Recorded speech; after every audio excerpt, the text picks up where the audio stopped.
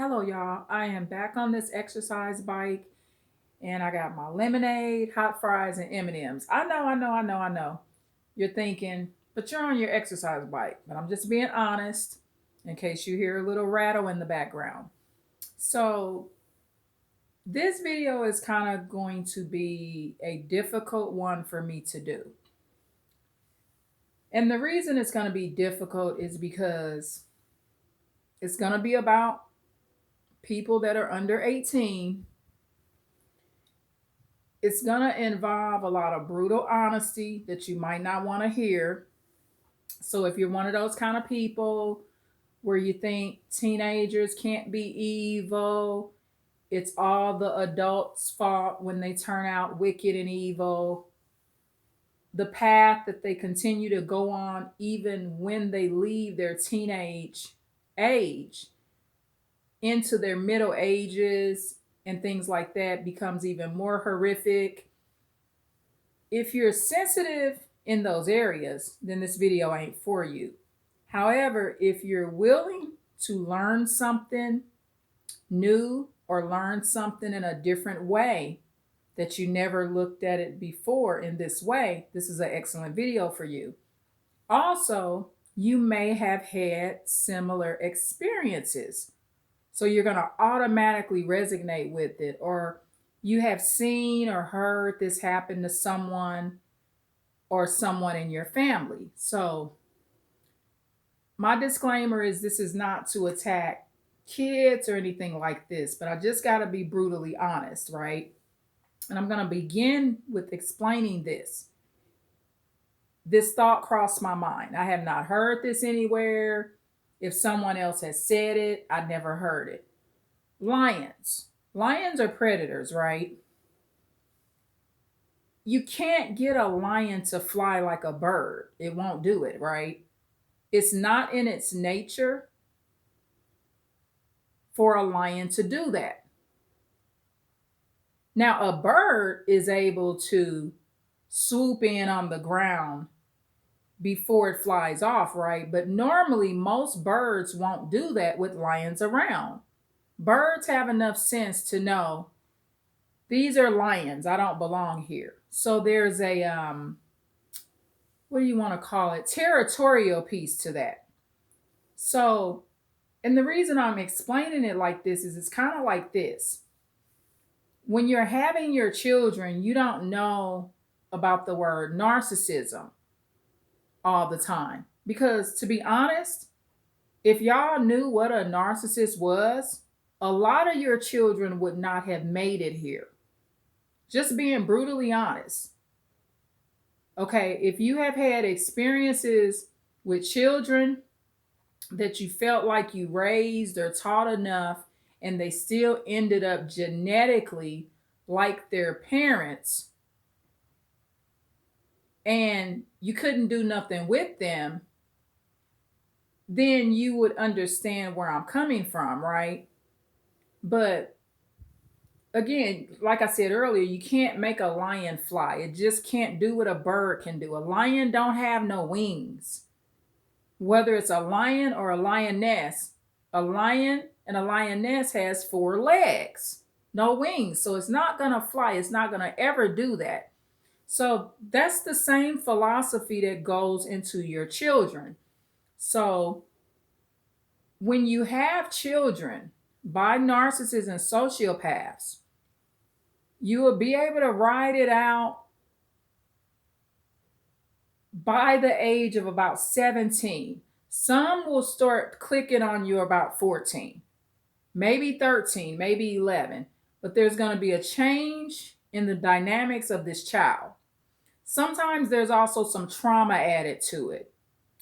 Say if the child has been molested or something like that by a step parent, there can be other dynamics that make this situation worse.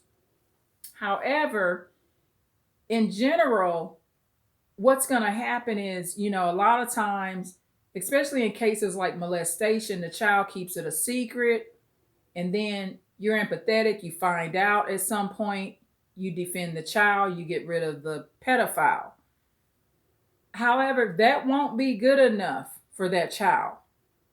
Because if the genetic makeup of that child, if that parent was a sociopath or a narcissist or potentially even a psychopath in some cases, the child has to eventually show you that it's a lion. And I'm not going to say the bird because lions are definitely predators. So what's going to happen is the child, when it gets to that teenage age, that child, whether it's a girl or boy, is going to turn on you. It has to turn on you because that's its genetic makeup. Okay? You cannot do anything about it. There's not enough therapy that's going to change it. It just is what it is, right? So, and like I said, this will happen whether it's a girl or boy. Now, what I have experienced is this: the magic age that I've seen is about 17 when it just totally hits the fan, right? And normally, these type of children, by the time they're about 17 or 18, they will have lost a major portion of their supply source, which is their parents or guardians or people that adopted them. And this can happen a lot when you adopt kids too, because a lot of times when you're adopting girls and boys, you don't know the background of their parents. A lot of times when you adopt people, you don't know anything about the biological parents of this child. You don't know that the biological parents were both psychopaths. And I've been watching some cases where some of these adopted parents are being murdered by people that they've adopted. And it seems like to me, with watching some of those cases, that the adopted parent really struggles with getting this child out of their life, even though it ain't their child. But see, that's the problem with adopted parents. They will not accept that this ain't their child and get rid of it. They don't wake up to that until they're in caskets, right? And these are the cases that I've seen, because when I watch these cases, I'm like, couldn't she see or he see? Well, I mean, this ain't your child. It's now kicking your door in and it has a gun now. I mean, you did not biologically have this child. Call the police, get rid of it.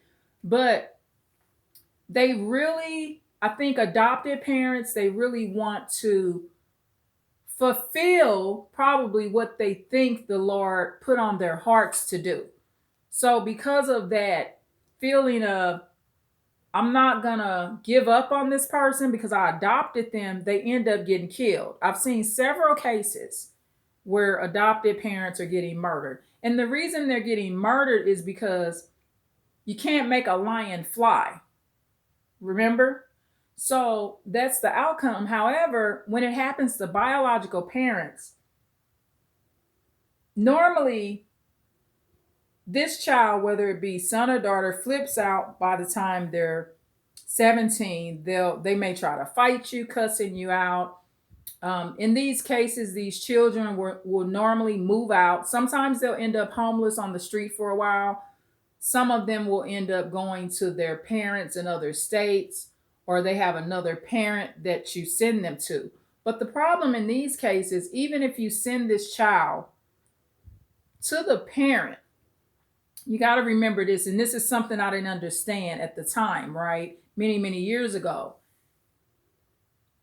You may regret that decision because you're actually sending the lion back to the other lion.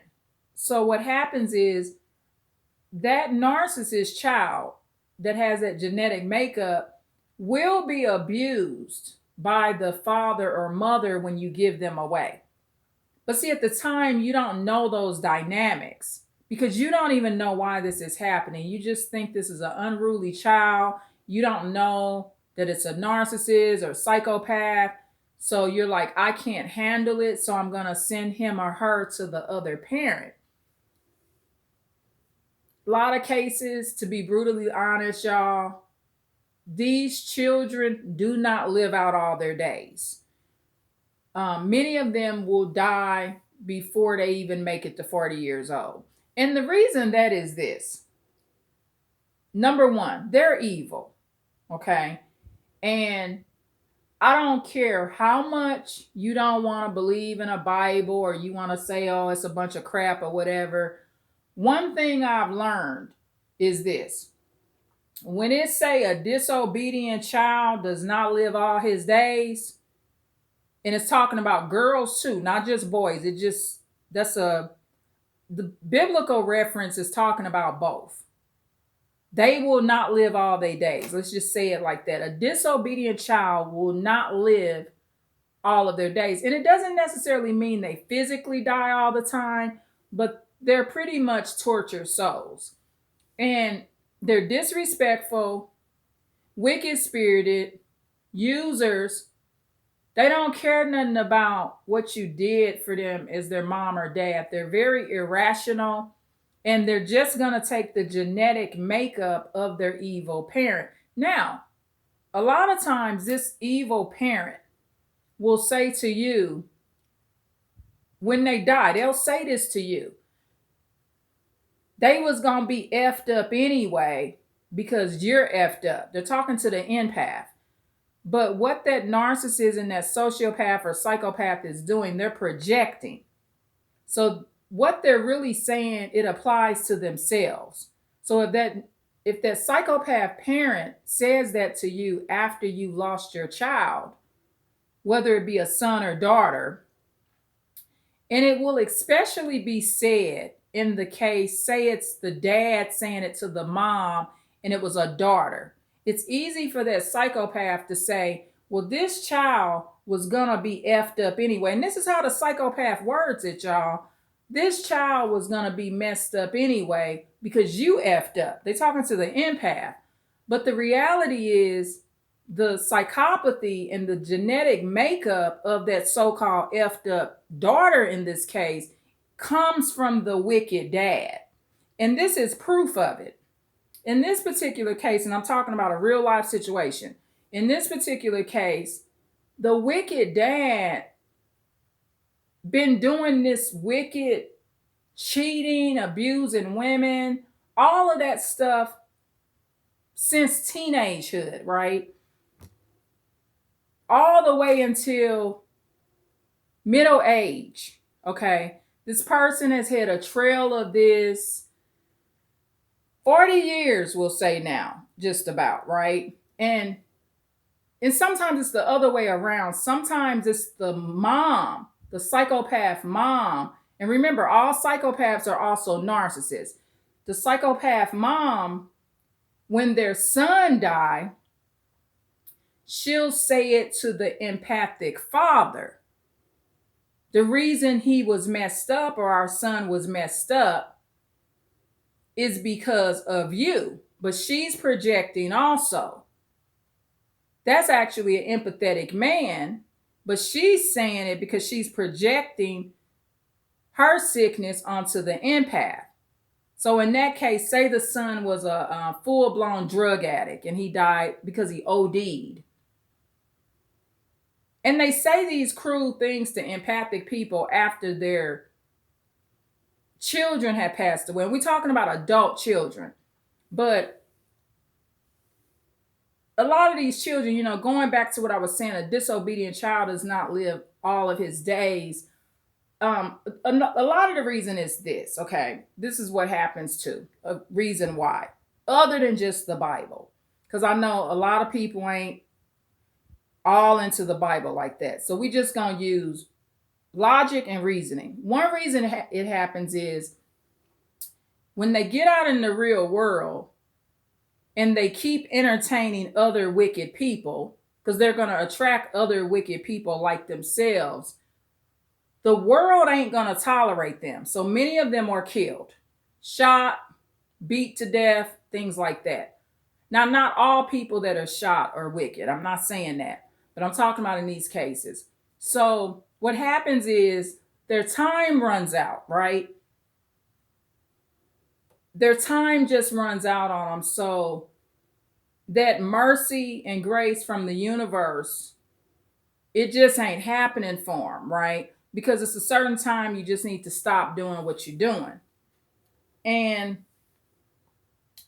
they just don't, and I've seen it happen. I mean, I've been on this earth quite a while now, and I've just seen the way stuff play out, right? And I've had my own experiences, I've seen it, and I just ain't seen nobody yet that talk to their mama or daddy or their grandparents or whatever, and they're just brutal and cruel and just pure wicked, and they keep doing it. I'm not talking about some isolated incidents or he or she had a bad year in their teenagehood and snapped out of it. I'm not talking about those cases. I'm talking about where they continue this behavior and now they're past 30 years old now. See, once you're 30 years old, you know better. I don't care if you ain't picked up a Bible. You know not to talk to your elders like that. And so their parents and their elders just stop being a supply source. They stop going around them. They don't go in town to visit them. You stop giving them money. You just go kind of like a limited contact, and in the meantime, if you still talking to them over the phone, they continue the threatening behavior, right? So, and remember, I have a lot of experience with this. So that 17 age mark, that's when that demonic energy reveals itself, right? And you will be judged for this. There's two ways you can do it, okay? My beautiful grandmother, I'm going to use my beautiful grandmother as an example. She actually adopted someone, a male. I love them both. They're both deceased now. Okay, the young man that she adopted, when his biological parents died, he was maybe 2 years old or something. I'm not sure, but he was given to my grandmother along with a business that was willed to her. It was a business. So my grandmother got the business and this little boy. Like I said, I love them both. He ended up dying of an overdose. He OD'd. And I was just talking about this with my baby sister earlier because I like the way she remembers a lot of the facts in the family or the way things happen.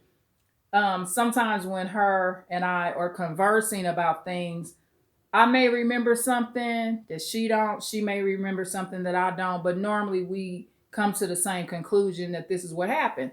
So my baby sister, she reminded me of how this young man that my grandmother adopted, he was not our blood relative. However, he was adopted. He was given to her. He was willed down to her. Okay. This was a real adoption. So when she adopted him, like I said, he was on drugs. I mean, both his parents died, y'all. However, he was a user. And so, I mean, pretty much when my grandmother got in her elderly years, he lived with her in this big house that my grandmother had. It was a real, real big house. And he used my grandmother. I was out of town, but he used my grandmother, stayed there for free. My grandmother was elderly, but still providing for him because he had a drug addiction, right? So his money was designated for drugs, and he did whatever he wanted with his money. He made sure he got his dope, and he was able to do that because he lived with my grandmother for free. But remember, she adopted him, so this is basically like her son. And maybe that's the reason I'm the way I am. I ain't doing that crap, right? So, I seen my grandmother get used, and my grandmother died, at the hospital when she was elderly, and he ended up dying of a overdose. So if you want to say karma got him, yes, you could say karma got him because he didn't have the beautiful, peaceful death that my grandmother probably had. I don't know what it feels like to die because I haven't died yet. I mean, I'm just saying, I mean, it just goes on record how you died. Okay, this person died because they OD'd. So it make it look like they kind of more irresponsible, and this person just died because they reached old age and died of natural causes, right? So at the end of the day, the narcissistic person that she adopted, that used her, and you are going to be narcissistic when you're on drugs, right? You're not going to be acting like no empath. I mean, like I said, he used my grandmother. My grandmother had a big old house, and my sister, see, she was there when that happened. There's an age difference. I'm older than my sister, and so I had moved out of town, and so she was in that house to see that. You understand? So she just reminded me of how this particular person, I would consider him a relative. My grandmother adopted him, so I guess he would be my uncle, right?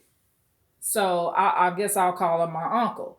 Okay, so my uncle that was adopted in the family pretty much used my grandmother, and I didn't like it as a teenager. I remember making little sarcastic remarks to him as a teenager.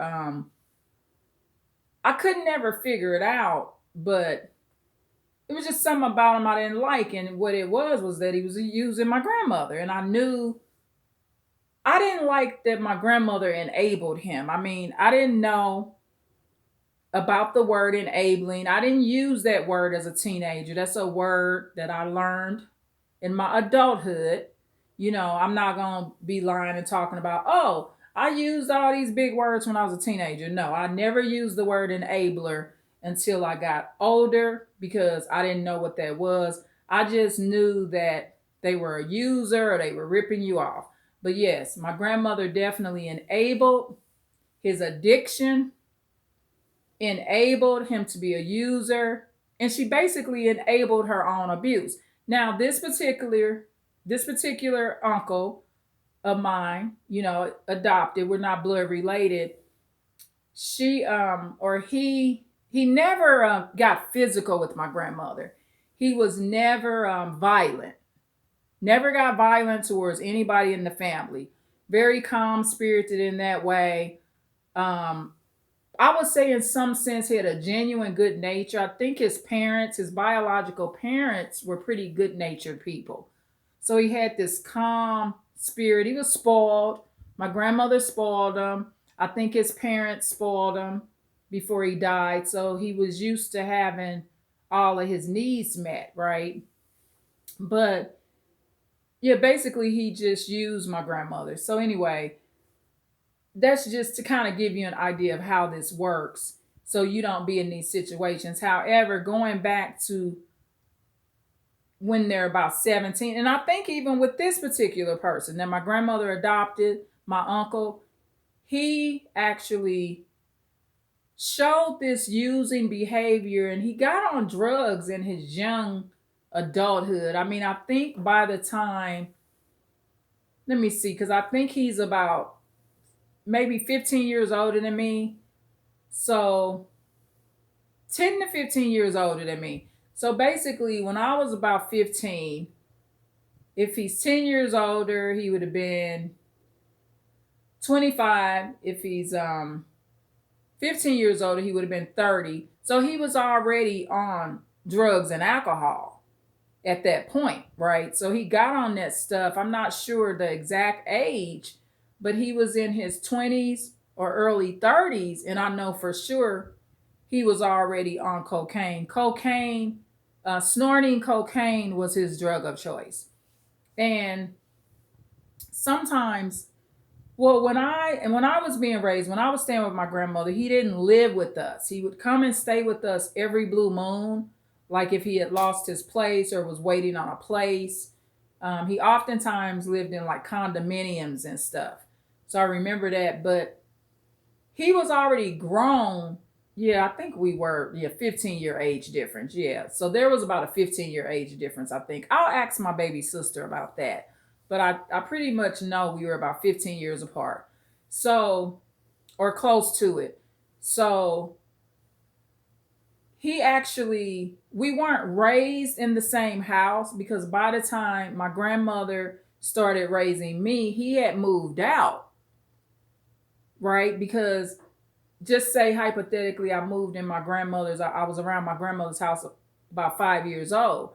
He was already 20. So he was already out of the house. He moved out early. So, and I suspect he got on cocaine pretty quickly, probably hid it for a while. My whole life, I always knew he snorted cocaine. He just did. However, that's the thing, with these type of young people, whether they male or female, that's the age. Now, a lot of parents will be judged because what happens is once they find out they're like a psychopath when they're about 17, whether they be male or female, a lot of parents do not let them back in the home, right? That's something that's typical. And, and that's why when you meet people, that's something you should watch out for. Wow, he or she said they ain't been back home since they've been 17. That's because they're not allowed in there. And that's a sign that they were violent. There's most likely some kind of police report on them. Even if they didn't go to jail or go to prison for the violence, somebody in that house, they mama or they daddy or another relative in that house has had to call the police. And so I apologize for the sensitivity on this issue if it's sensitive, but you got to remember, like I told you earlier, you can't make a lion be a bird and fly. And it's just genetic. It has nothing to do with you. That child was going to be evil. It was going to be a user.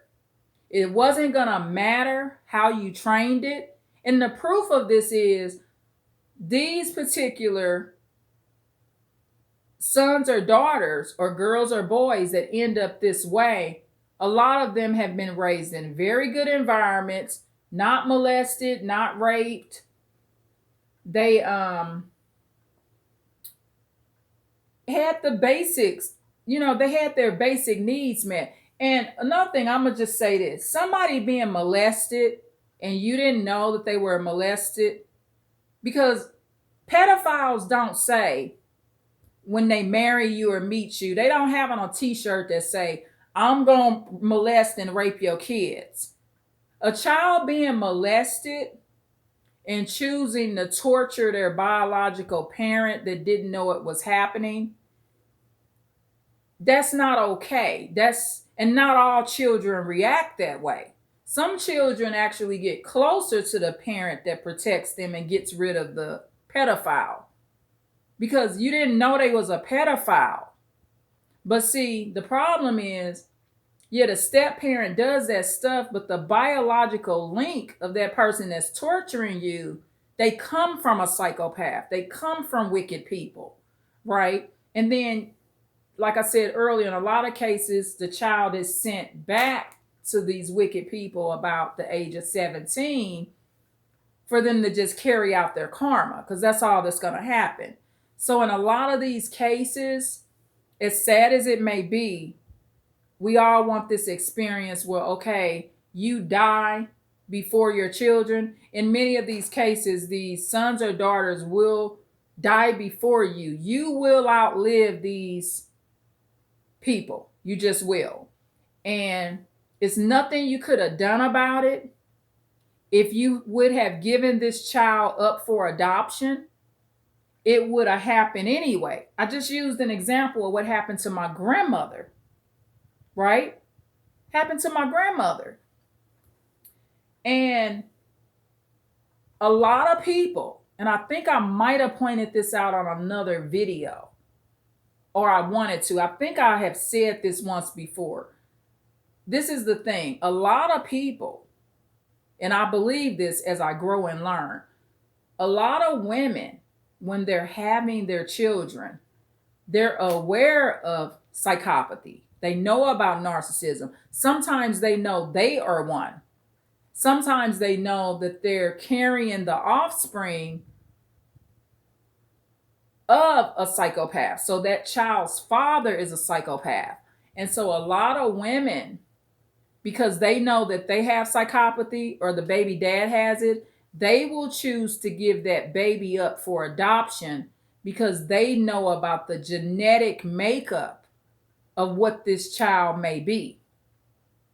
And that's why a lot of these serial killers, some of them, not all, some of these very brutal murderers that have psychopathy, they may not always want to expose it in the media, but sometimes those parents that are coming to court are their adopted parents. Most of the time, they are their biological parents, but a lot of times they've adopted those children.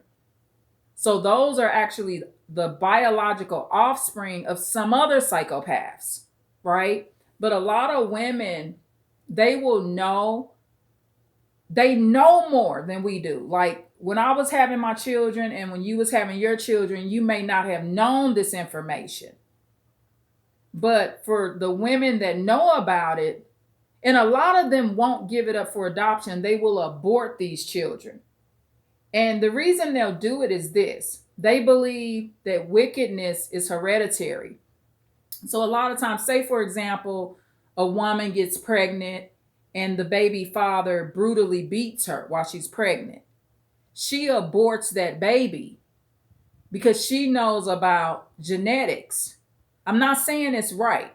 I don't believe in abortion, but I do understand why some women may do it. So in those cases, if she's pregnant and carrying this baby and she sees that this man is very demonic and she knows he's a psychopath, she knows about the word, she knows about narcissism, and she knows about what being a psychopath entails as far as the genetic part of it, that the baby could pick this up, she aborts that baby, right? And the reason she aborts it is because she doesn't want to reincarnate that husband or boyfriend that's beating her.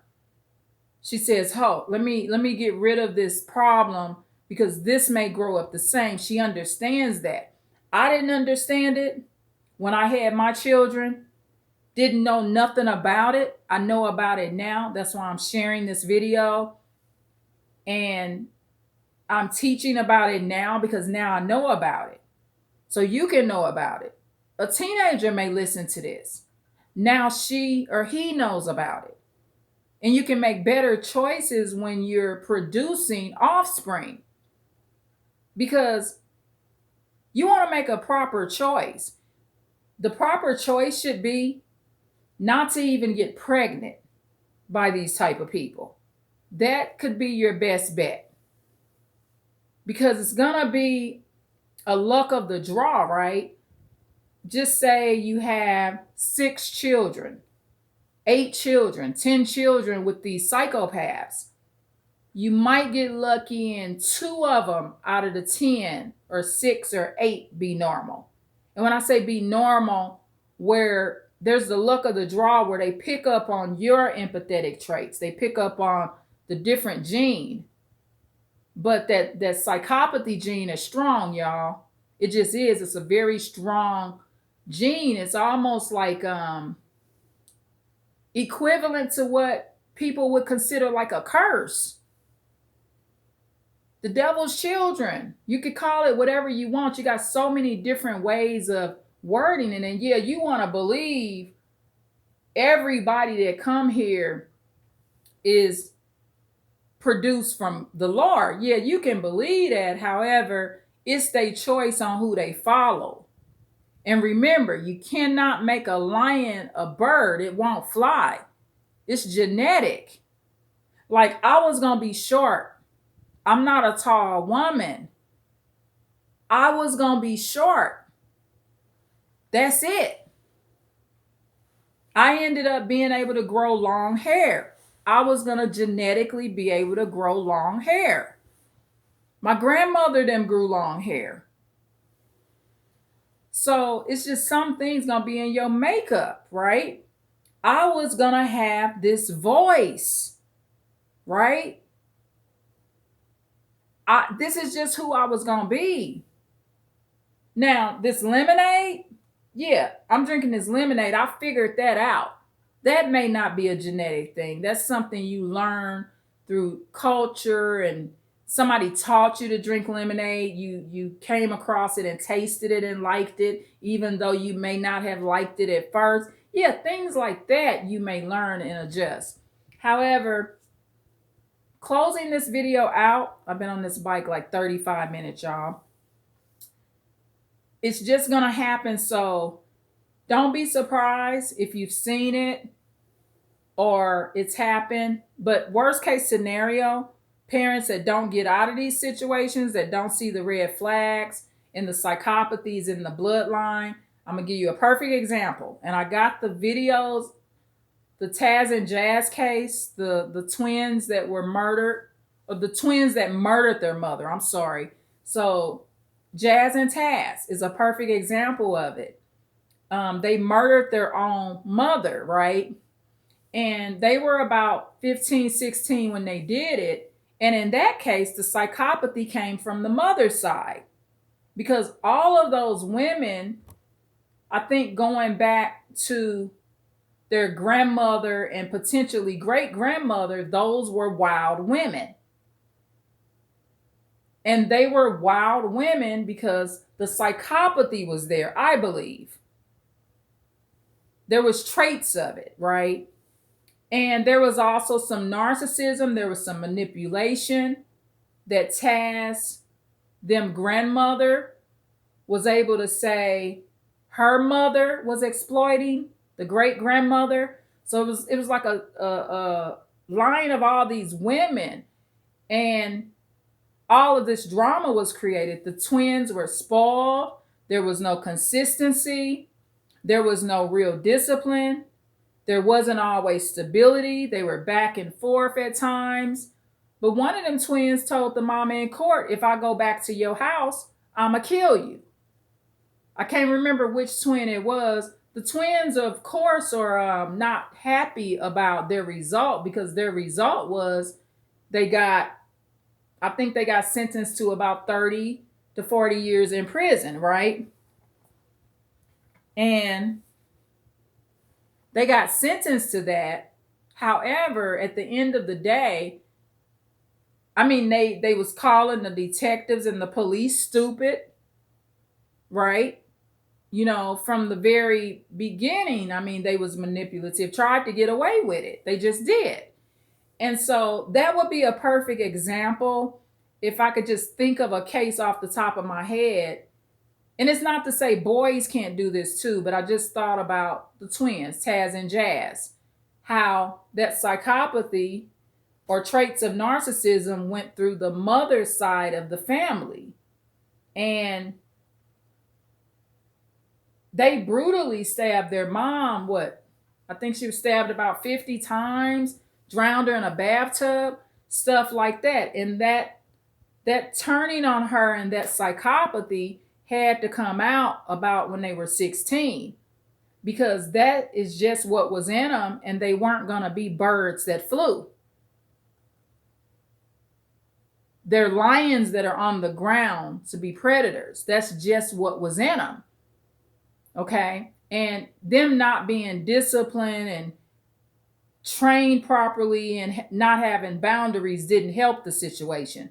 But I believe even with some boundaries, those were some rebellious psychopaths. They just were, right? Normal kids that are 16 years old that don't have psychopathy don't brutally murder their mother or father that way. Just remember that. So I hope this makes sense, and it will just show up in that teenagehood. Sometimes it might even show up about 11, 10 years old, but normally, definitely by the teens. I would say between the ages of 14 and 17, sometimes even 13, it may show up. The earliest it may show up where you see some kind of weird traits is about 11. But the bottom line is, whether you be a male or female, the problem is you had babies with psychopaths. And you weren't going to be able to control the nature of that child.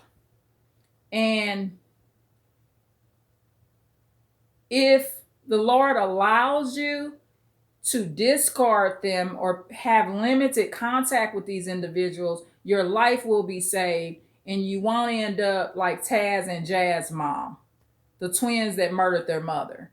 And some of them murdered their father, right? But in this particular case, the mother was murdered. So I love y'all so much. I've been on this bike like 40 minutes.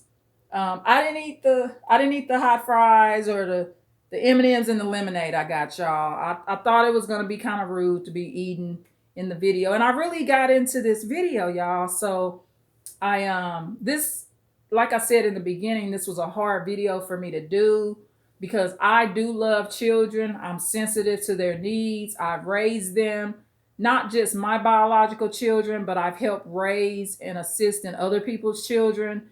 And I just adore children. But the reality is, this is the reality. This is what I've learned. This is what I've seen. And I'm here to tell the truth because this is advanced insight, not fake insight, right? So anyway, I love y'all so much. Oh, please leave a comment if you have had an experience or heard about it. Please like, share, and subscribe. And I appreciate you so much. Thank you.